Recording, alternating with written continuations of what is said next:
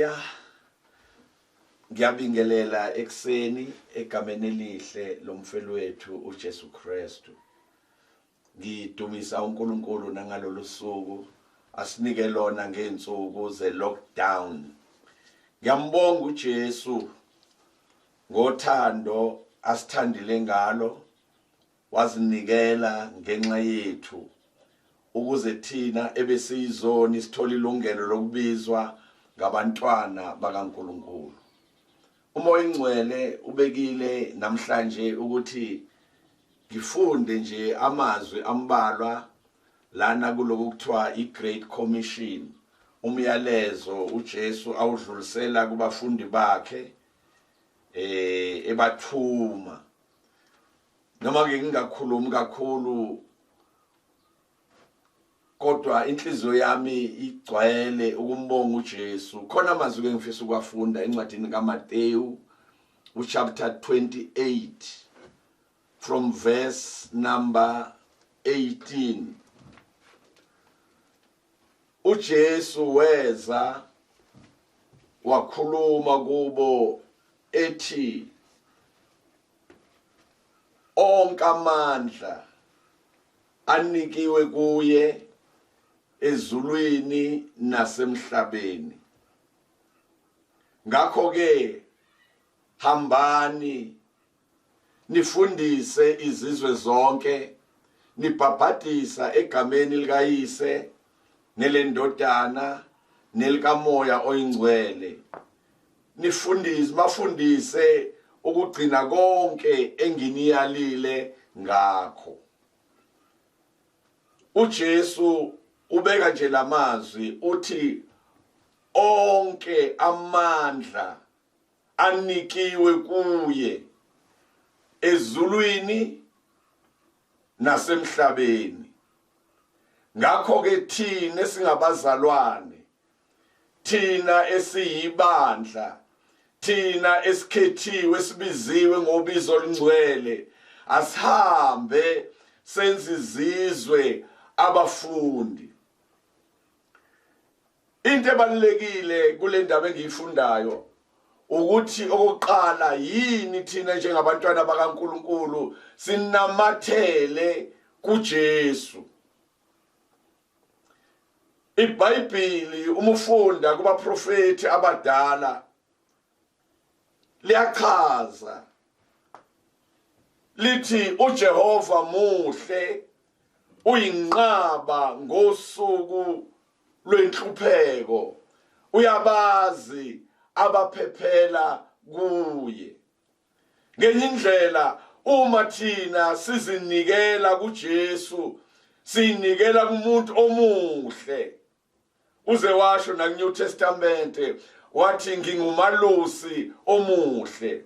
Sinikela kumuntu omuhle oyindawo yokuphephela, irefuge, indawo lapho uma uhlaselwa yimpi ubalekela kuye bese uyalondeka, uyaphepha. Liyagcizelela futhi iBhayibheli, ngicabanga ukuthi incwadi yeZakha elithi igama likaJehova liyinqaba, bonke abalungileyo bayagijimela kulo balondeke. Ngenye indlela uJesu uma ethi onke amandla ezulwini nasemhlabeni anikiwe kuye, kusho ukuthi uma uyinikele egameni lakhe uJesu usendaweni esafe, usendaweni la ungenakuthintwa khona izitha zakho, usendaweni eyinqaba, usendaweni olondekile kuyo. Abantwana baka-Israyeli ngesikhathi behamba noMoses, lithi iBhayibheli izitha zabo uma zilwa nabo noma ziya kubo zayihlangana noJehova ohamba nabo. Uyena muntu ezazihlangabezana naye ngoba wayeyinqaba yabo, waye babe isiphephelo sabo, izitha zingakwazi ukufinyelela kubo. Inye kuphela into eyayenza izitha zikwazi ukufinyelela kubo, uma bevula isango ngokubalekela uNkulunkulu, benza imikhuba abangayelanga ukuthi bayenze, benza izono uNkulunkulu angajabuli ngazo. Lithi iBhayibheli ngaleso sikhathi isitha sasikwazi ukufohla singene phakathi kwabo, ngoba lo abahamba naye engasekho, ngoba uNkulunkulu uyasinyanya isono, uyasizonda isono. Iloko kwenza ngesikhathi uJesu elenga esiphambanweni, kufinyelela lapho ekhala khona ethi uNkulunkulu wami, uNkulunkulu wami, ungishiyelani na? Wenziwa ukuthi wayezwa ukuthi isandla sezulu uNkulunkulu uyise usukile kuye, ngoba wayethwele izono zomhlaba, ethwele amanyala enziwe yithi, ethele konke ukungcola ongacabanga okukhona emhlabeni. Ekwembethe uJesu, izulu lamfulathela, wezwakala-ke ekhala ethi uNkulunkulu wami, uNkulunkulu wami, ungishiyelani na? Into uNkulunkulu angajabuli ngayo isono. Noma uJesu wayengenzanga isono, kodwa ipain yokuhlukana noNkulunkulu wayizwa, ngenxa ukuthi wayesethwele izono zethu, amehlo kaNkulunkulu engasakwazi ukumbheka, ngoba uNkulunkulu akabhekani nesono. Uthi kuJesu esefikile emhlabeni, wazalwa intombi uMaria, waze wabethelwa, wavuka kwabafileyo, useshiye umyalezo wokugcina, isiyalezo sikaJesu okuthiwa isono esikhulu. Into ayishoyo nje uthi, onke amandla asezulwini nasemhlabeni anikiwe kimi, ngakho-ke hambani. Into esihamba ngayo emhlabeni igama likaJesu, lona elinikwe lamandla. Khumbula ngelinye ilanga lithi iBhayibheli lami, uJesu waya ethempelini. Le ndaba itholakala kuLuka chapter 4. Emva kokuthi uJesu esekhulumile ukuthi umoya wenkosi ungigcobile uphezu kwami, ukuthi impumputhe zibone, ukuthi ababoshiweyo bakhululwe. Esekukhulumile lokho, lithi iBhayibheli wehlika waya eKhaphanawume, lapho afika wangena khona ethempelini. Uma esefikile lapho, lithi iBhayibheli kwakusesontweni noma kwisinagoge, la kuhlangana khona abantu abakholwayo. Uma esefikile uJesu, ukunyathela kwakhe njengoba embethe amandla enkazimulo, kwakukhona umuntu, lisho njalo nje iBhayibheli, kwakukhona umuntu phakathi esontweni onomoya abangcolileyo. Kuyenzeka abantu bahlale endlini yesonto la kukhonzwa khona uNkulunkulu, kodwa kuthiwa ukuthi bona banomoya ongcolile. And umoya ongcolile, uma kufika uJesu awufihleki, yonke into ewukonakala. Uma kufika iwudlu likaNkulunkulu elisusa izono zehlabathi, lithi iBhayibheli lami, konke kuvela obala, kungena ukukhanya. Uma efika kumnyama uyakhanyisa uJesu. Lithi iBhayibheli lami, umoya wakulowo muntu wasuyamemeza. Uma umemeza lo muntu uthi, yini Jesu uze ukusihlupha singakafiki isikhathi? ngiyakwazi ukuthi ungubani, ungongcwele kaNkulunkulu. Ngenye indlela omoya bayamrecognize uJesu ukuthi ungcwele, ungumesaya, unguKristu. Bayazi ukuthi egcineni bazohlushwa. Ingakho uJesu mefika omoya bedinga bathuthe, uthi ke unikiwe igunya emhlabeni nasezulwini. Ngakho ke thina sihamba ngalelo gunya. Ingakho ke nathi njengabantwana bakaNkulunkulu sinecala lokuthi simemezele indaba kaJesu noma kuyi-lockdown. Kodwa igama likaJesu lidinga lifinyelele kubantu. Uthe nje uJesu hambani, akashongo ukuthi sivalelene endlini. Bengilalela ngesikhathi kuqala i-lockdown, abantu bekhotha ivesi elisho kahle ukuthi zivalelene endlini kuze kudlululaka. Kodwa abantu bayabhubha nangaleso sikhathi nivalele ezindlini. Ngendlela ninecala uma niye ukufakaza ngoJesu, ngoba nithi kubhilite umoya ongcolile obizwa nge-coronavirus. Into ebalulekile kulesi sikhathi abantu abahlangane naleli gama likaJesu.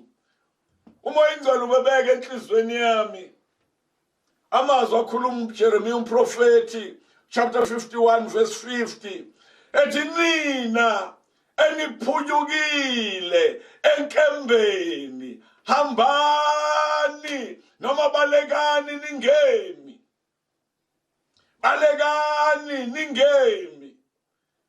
Liqhubeke lithi nimkhumbule uNkulunkulu esekude, iJerusalema ligcwale phakathi enhlizweni zenu.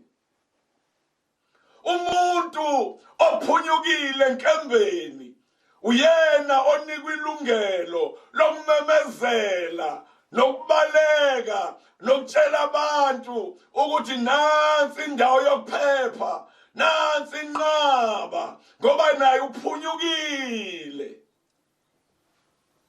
uJesu wehlela kona ukuzosiphunyula eyibophweni esasiboshwe kuzo.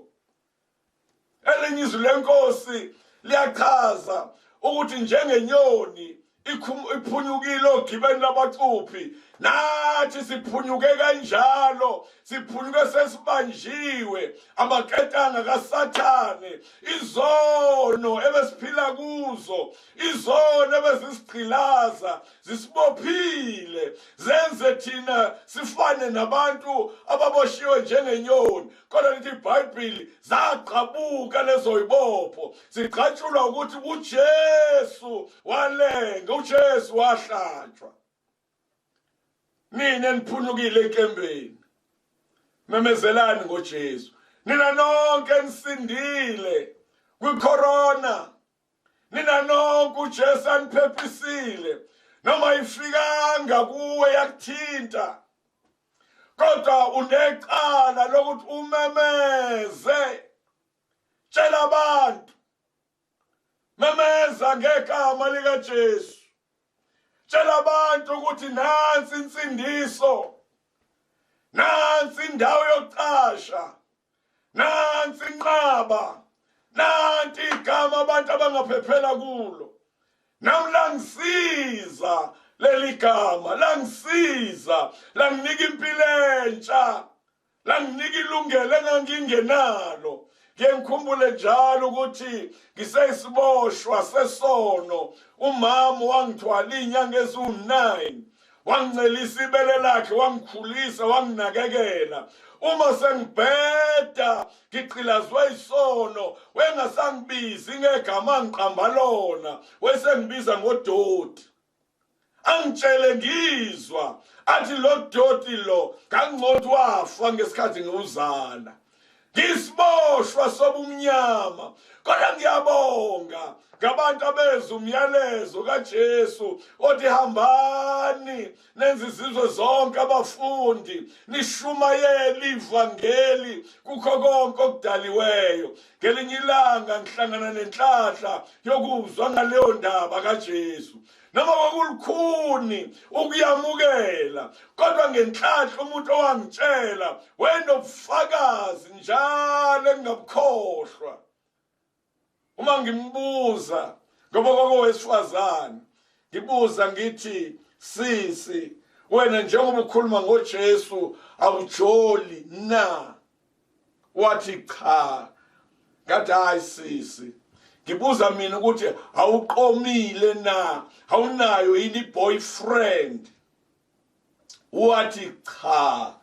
Ngase ngehlisa umoya ngithi awukazi uqale na.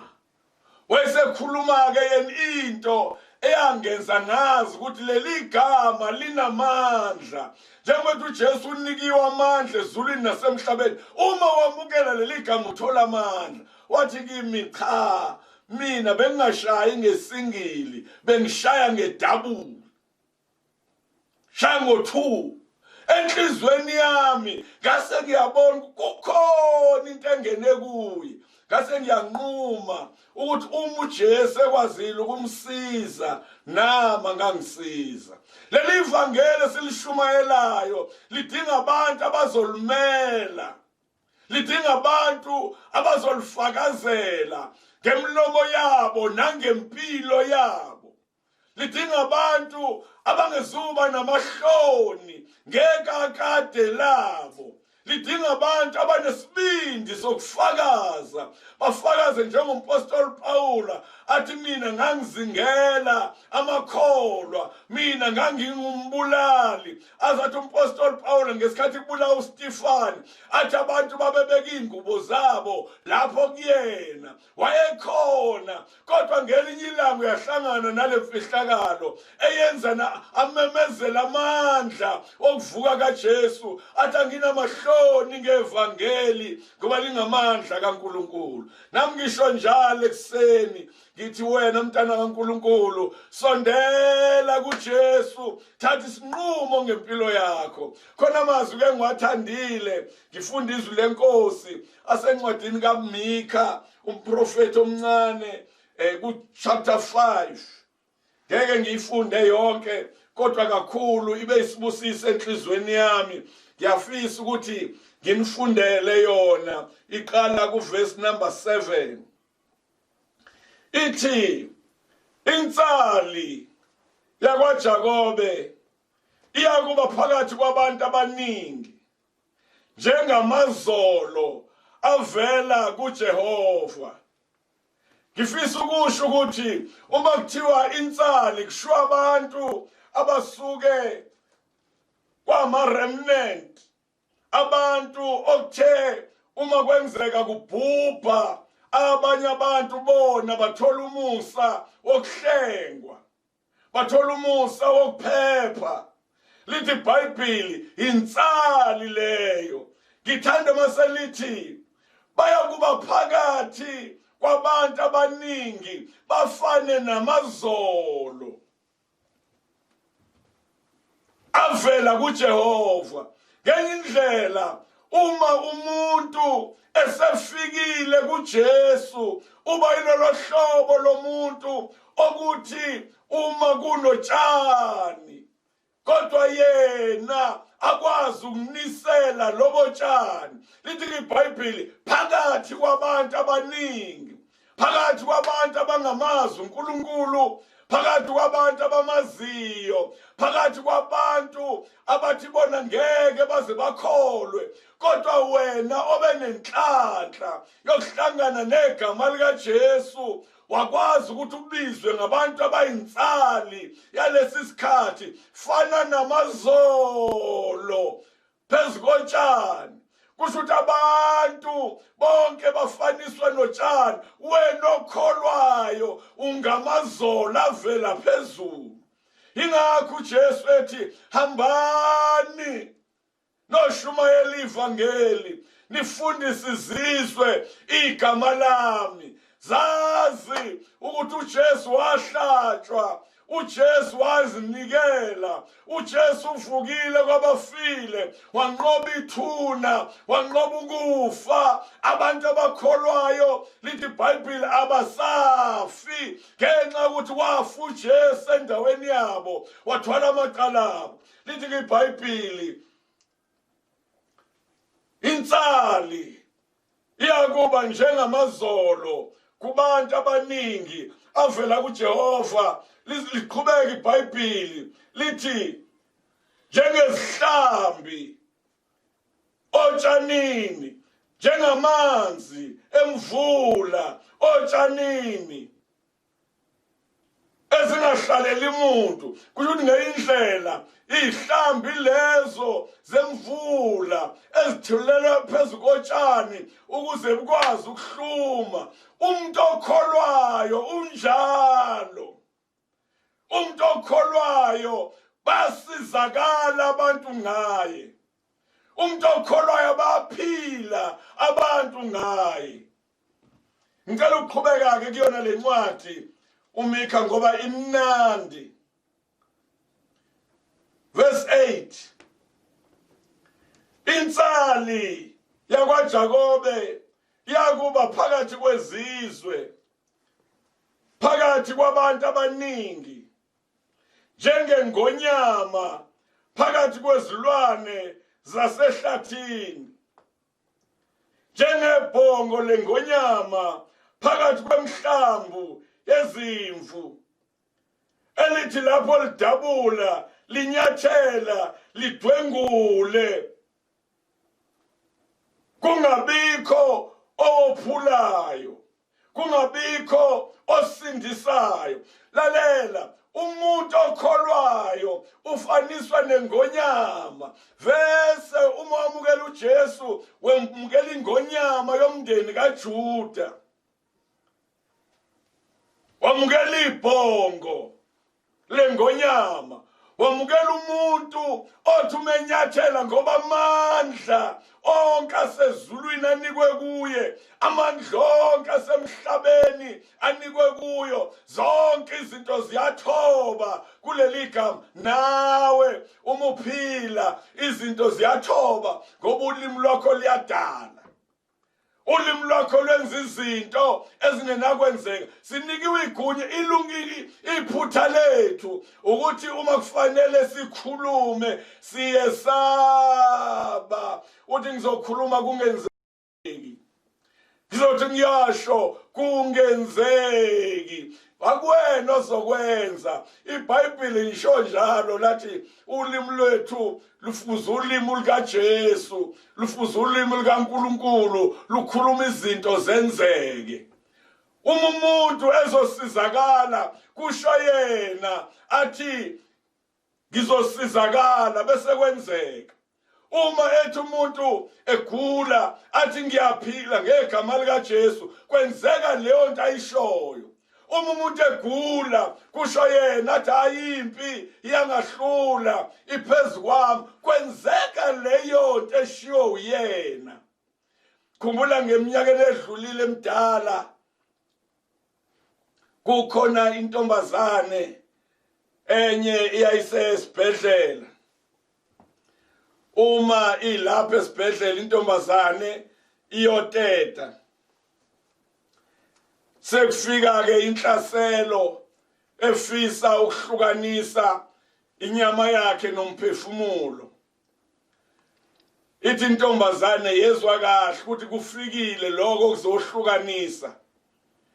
Ithi ke le ntombazane inkinga yayo eyayinayo, isisu eyayisithwele kwakuyisisu esithole endodeni eganiwe enomfazi. Ithi ke le ntombazane yabona kahle ukuthi uma ngifika ukufa nginje ngiye kulahlweni. Ithi intombazane yaze yabambelela embhedeni iteleka ukufa sekufikile. Ithi ngeke ngife nginje. uNkulunkulu wenza njengokusho kwayo ukuthi njengoba ithi ngeke ifi nje, wayenzela umusa, wayinika i-second chance. Ngiyaqinisa kunini ukuthi uma wena uphila qonda ukuthi uyini, uyiloko kusho izwi lenkosi, ungamazolo avele ezulwini, avela kuNkulunkulu, uyimvula phezu kotshani, uhlobo lomuntu okhethiweyo, abantu abasizakala ngaye. Nquma ngempilo yakho ukuthi Jesu okushoyo ngizokwenza. Namhlanje abantu abaningi balinyazwa indlala. Indlala isidalela inkinga, yenza abantu abaningi bathengisa ngevangeli. Uma kufanele bashumayele, babheka qala abantu noma abantu abazodinga bashumayele kubo. Uma bebona ukuthi kwabantu abahloniphekile ngokwasemhlabeni, abanegama lokuhlonipheka, bese bona besaba ukukhuluma ukuthi ngizoyiphoxa Nkosi bani ngoba banegama, abantu abahlonishwayo ababizwa ngokuthi honorable so and so.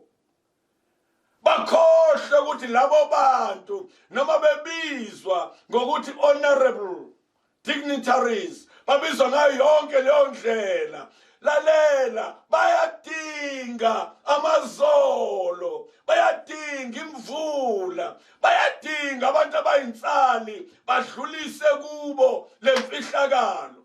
Lithi izwi lenkosi encwadini yesambulo, unegama lokuthi uyaphila kanti ufile. Laba bantu banegama lokuhlonishwa, banegama abanikwa lona, kodwa phambi kaNkulunkulu ngenxa yemkhuba abayenzayo babantu abafile. Wena-ke ubizela ukuthi labo bantu abafile ubanisele njengoba sekunisela utshani ukuze bukwazi ukuhluma. Ngiyayithanda le ncwadi kaMikha, isibusise enhlizweni yami. Uma ngiqhubeka nayo ngiya kuverse number 9.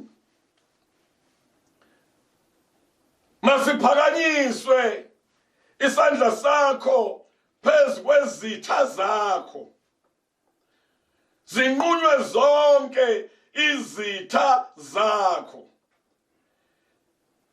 Uma wena usondele kuJesu wama ngendlela afisa ume ngayo ngoba urepresenta yena emhlabeni, wena umthetho wakho njengobizwa ngomKristu ubizwa ngegama likaJesu, umele yena. Ayikho enye indlela engachaza ngayo, kodwa nje wena umele uJesu emhlabeni. So-ke lithi iBhayibhili, maziphakanyiswe izandla zakho phezu kwezitha zakho, zinqunywe zonke izitha zakho. Uma uhlangene noJesu ziyanqunywa izinto ezikuhlaselayo, ziyachithwa. Yonke into oyibona imelene nawe, anginandaba noma ukugula, anginandaba noma ubumpofu, anginandaba noma ukuhlupheka kwanhloboni, lokho kuyisitha sakho.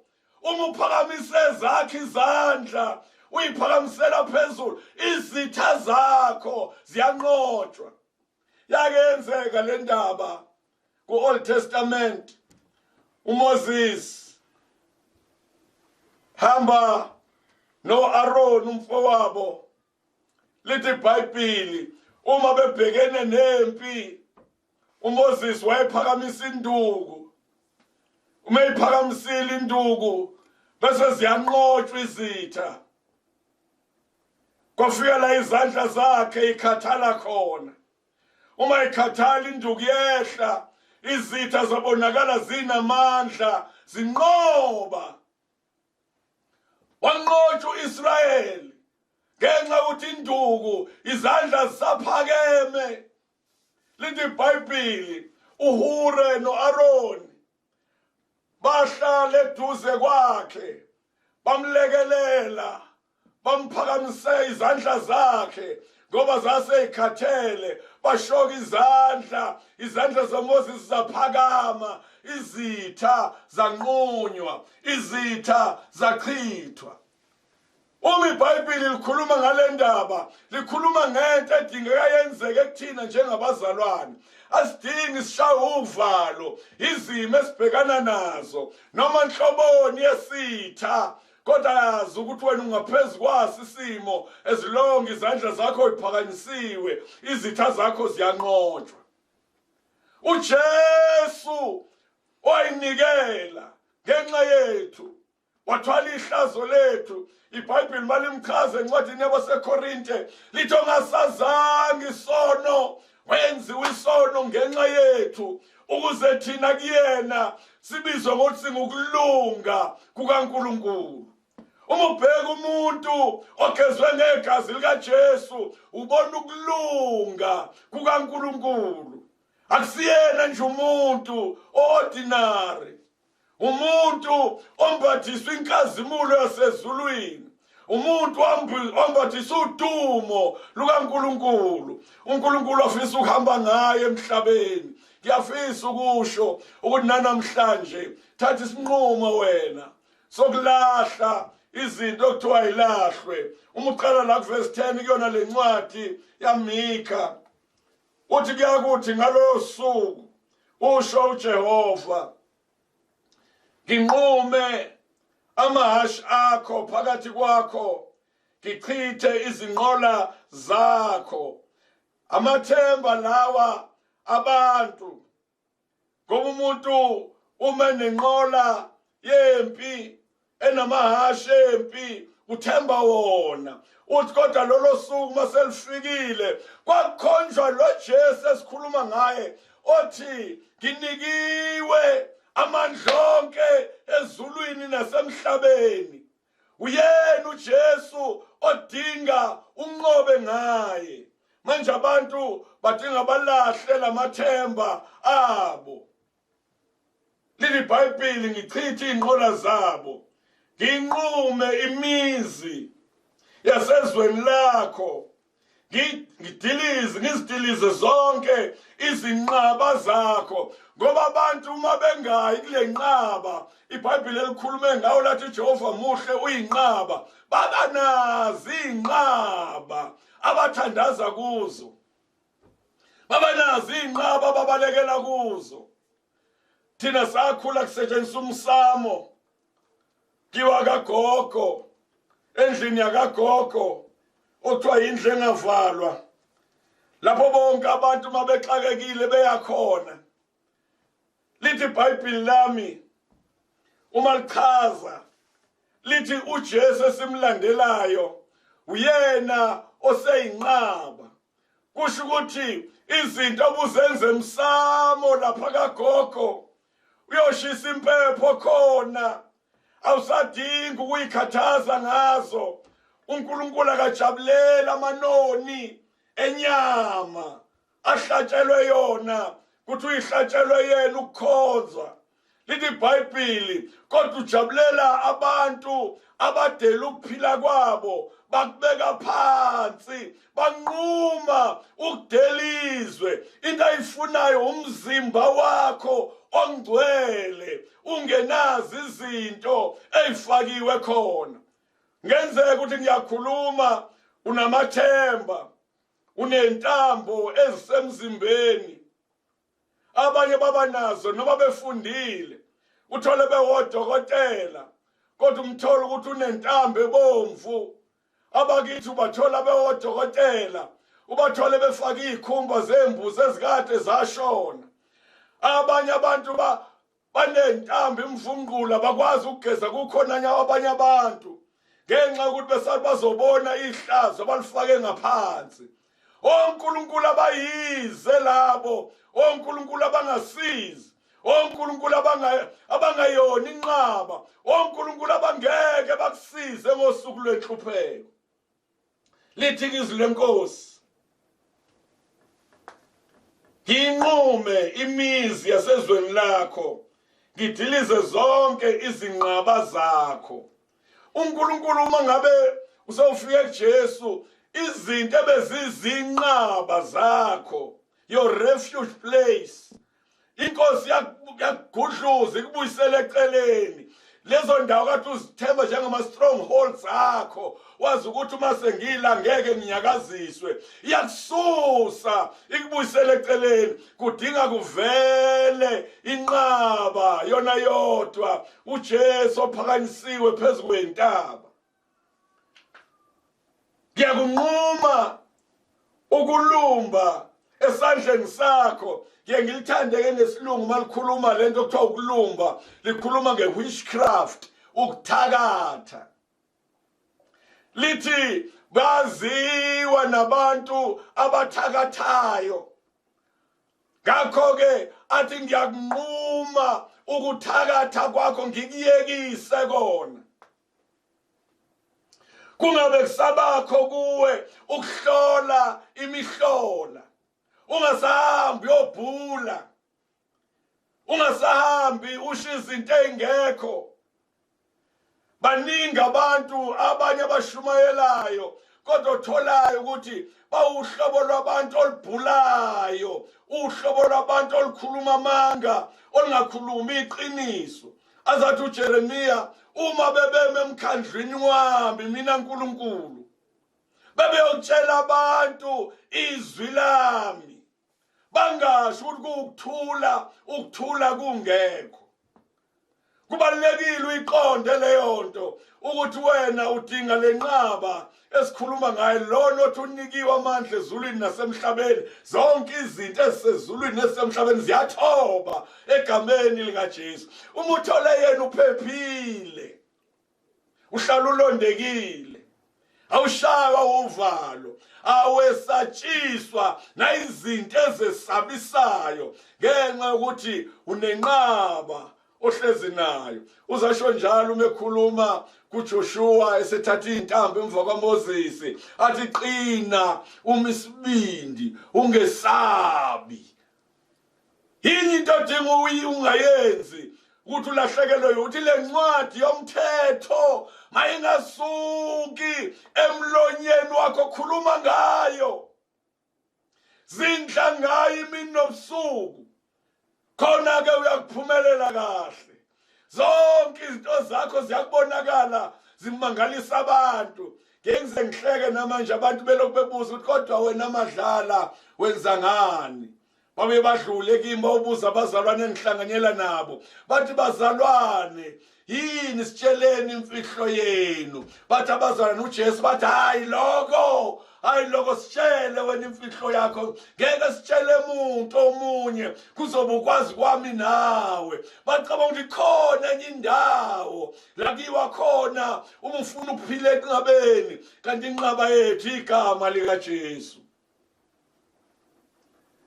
Kungabe kusaba khona kuwabahlola imhlola, abantu abahamba bobhula babuza indaba kubantu abanamanga.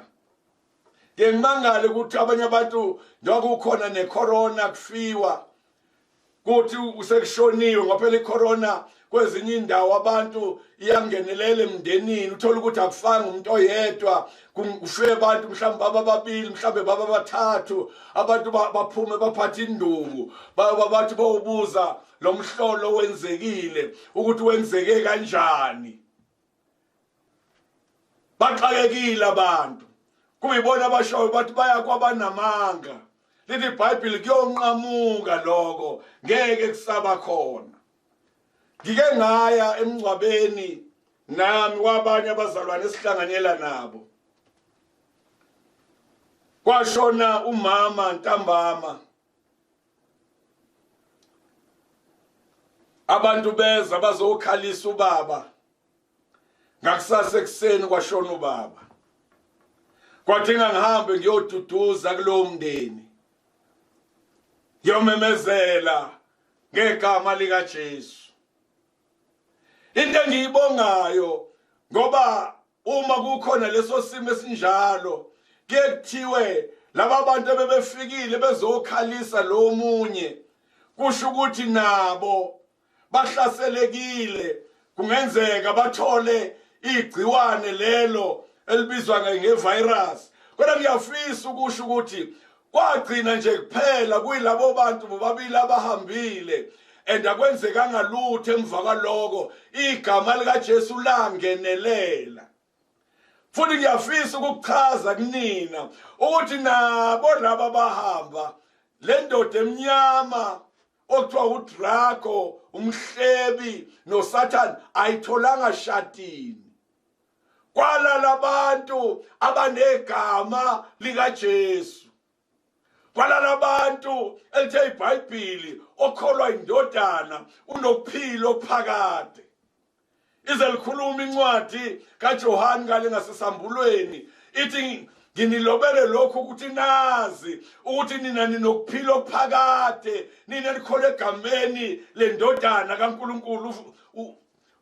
uJohane 1 chapter 5 verse 13. Nginilobele lokho ukuze nazi.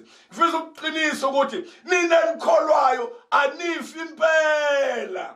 Uma nje kwenzeka usithela kubantu uyavesa eparadise, uyodla emthini wokuphila, uyohlala noJesu njengoba kusho kwiselelesi silenge siphambanweni wathi namhlanje ngizoba nawe eparadise. Akatholanga shatini uSathane, akawinanga. Wena udinga ungamesabi, lungisa indlela zakho, ungabi nezinto zakhe empilweni yakho. Angathi uma ngabe kukhona izinto ezenzeka emhlabeni athi kodwa wena uhamba nezinto zami, njenganalabo bahamba noNkulunkulu bakaLabani. Sebebaleka uJakobe ebuya nomndeni wakhe, uLabani wabalandela ethi pho masenikhumbula nilangazelela nokulangazelela indlu kayihlo, pho nebeleni ithixo zami na. Lahla ithixo, lahla izinto zobumnyama. Sengiyaqeda lithi izwi lenkosi, ngiyanquma izithombe zakho ezibaziweyo. uJesu mesefikile, wena ungamazolo, ufana nemvula kubantu, yena uyanquma zonke izinto obuyikhonza, ithixo zakhe ebaziweyo, nezinsika zakho phakathi kwakho. O-Ashera bakhonzwayo abantu, abanye bakhonza o-Hare Hare Krishna, abanye bakhonza o-Mr. Moon, abanye bakhonza o-Mahomet, abanye bonke laba bantu ababakhonzayo, nalaba bakithi abakhonza oyisemkhulu, bonke laba bantu ababakhonzayo abanako ukuphila okuphakade, abanikiwe amandla ezulwini nasemhlabeni, abantu abalala bangavuka, kodwa uJesu esimkhonzayo uvukile. Kusho ingelosi ithi nimfunelani ophilayo kwabafileyo, begijima bayethuneni. Nanamhlanje ngeke ngimangala ukuthi khona abantu abakholwayo abasagijima bathi bayethuneni lika Jesu. Uma befika khona bese bethi bezwa amandla, kubona ukuthi ubumnyama. Baqabanga ukuthi ikhona into esethuneni. Ingelosi yabatela abafundi bakaJesu yathi nimfunelani ophilayo kwabafileyo, kwathiwa akekho la, uvukile. Sikhonza inkosi enqoba ithuna, inkosi evukile.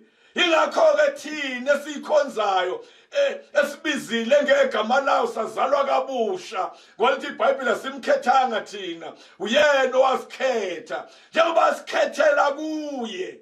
Lithi iBhayibheli uthi-ke asihambe sitshela abantu, sifane namazolo kubantu. Ngicela ukukubuza ukuthi uyiwo yini amazolo? Uyiyo yini imvula phezu kotshani? Noma wena oyinkinga ufana nalabo profeti okukhulunywa ngabo? Come to Ezekiel chapter 34, lokukhulunywa ngabelusi elithi iBhayibheli baphuzile amanzi aclean, amanzi amahle, base bewadunga. Abantu babaphuzisa amanzi angcolile bewadunga ngeenyawo zabo. Lithi iBhayibheli baphinda badla utshani obuhle, utshani base bebunyathela ngeenyawo zabo. Abantu abanye badla izinto ezonakaliswe yibo. uJesu osibizileyo usibizele ukuthi sibe usizo kubantu.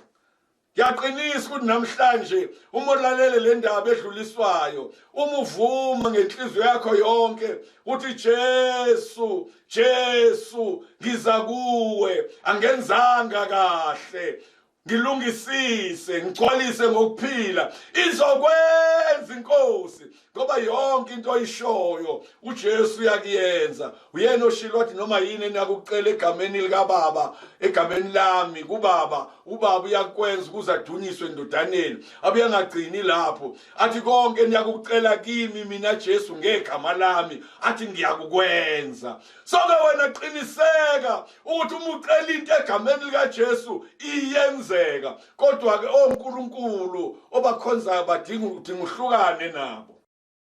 Lahla impepho, lahla amathemba, lahla zonke izinto, ubamba inqaba. uJesu waseNazaretha, inqaba esidinga siphephele kuyo. Lithi iBhayibheli, nezinsika zakho phakathi kwakho ungabe usakhonza imisebenzi yezandla zakho. Abantu namhlanje bakhonza izinto abazenze bona.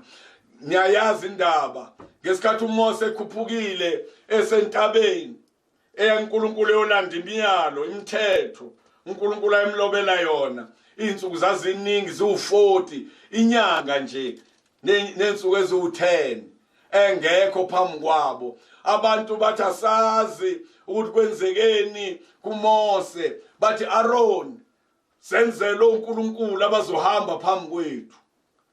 Lithi iBhayibheli uAaron wafuna amacici, wafuna zonke izinto ezesiliva kubantu negolide, wakuthatha wakuhlanganisa, wayesenza ithole legolide, belenza ngezandla zabo, balibumba. Uma selimile ithole baze bajabula bagida phambi kwalo, bathi nampo uNkulunkulu abasikhiphe eGibhithe, kodwa beshinto eyenziwe yibo. Ngiyakhumbula mangifunda izwi lenkosi ukuthi ngaleso sikhathi uMoses wayesesentabeni, uNkulunkulu ebona yonke into eyenzekayo, utshela uMoses uthi nampa abantu wabakhipha eGibhithe sebengihlubukile, babeka ithole phambi kwabo, umsebenzi wezandla zabo. Namhlanje abantu abaningi babhizi bakhonza uNkulunkulu, kodwa bakhonza oNkulunkulu ababenze ngezandla zabo. Ayikho into ebuhlungu uthola abantu bephila, abanye ke ngokwezizwe zabo banalelo lungelo lokuthi bakhonze labo oNkulunkulu, kodwa nangu uNkulunkulu omenyezelwayo okuyena ophilayo, uJesu waseNazaretha. Lithi iBhayibheli uAaron wabenza babanqunu abantu, wabenza babanqunu, bakhunyula inkazimulo. Kusho ukuthi isitha sakwazi ukufohla phakathi kwabo ngenxa yokuthi ubenzele ithole elibunjiwe. Ulalele futhi, wayehamba noMoses, babehamba ndawonye abantu baze bathembe futhi kakhulu uyena wayespokesperson kaMoses, kodwa amehlo akhe ayevalekile. uNkulunkulu wayengambonanga esihlahleni esivuthayo. Ingakho yena kwabalula ukuthi uma abantu bethi senzele oNkulunkulu ngempela abumbe oNkulunkulu abangasebenzi, oNkulunkulu abafileyo, oNkulunkulu abasakhonzwa namanje. Ngibonile amabandla amaningi, amadoda kaNkulunkulu ayekade uNkulunkulu wasebenzise kuona. Ngingawabala inqwaba. Ngesikhathi kunendoda kaNkulunkulu kubonakala abantu bemasha noNkulunkulu, inedilale leyo ndoda bame nesibindi, abantu bathina siyena usibanibani. Kube sengathi yayiya ngenyama yayo, yayisebenza ngoba iusibanibani, kanti imfihlakalo yayo kwakuyigama likaJesu, nabo abathi balamukele.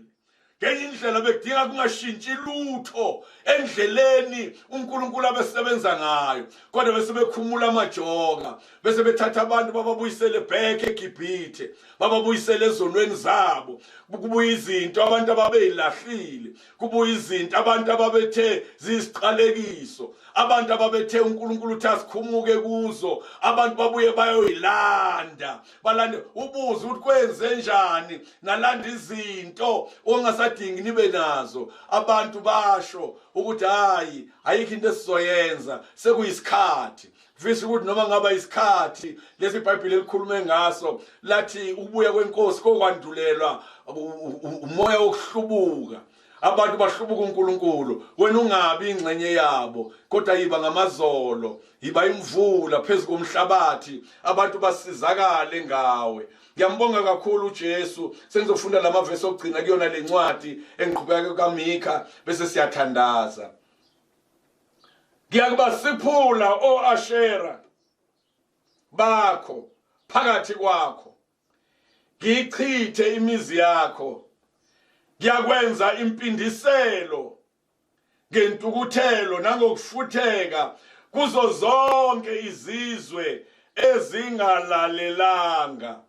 Abantu abaningi bayabuza ukuthi njengoba sihlaselwa yilo moya okhona, bebeshila abanye abantu bathi le South Africa ngoba siyizwe elihluphekayo elimpofu, uma ifika iCoronavirus iyobhubhisa, kodwa izwi lenkosi belishintsha yodwa lithi ngaphambi kokubhubhisa ngafuna phakathi kwabo umuntu okume esikhaleni phakathi kwami nezwe ukuthi izwe ngingalibhubhisi.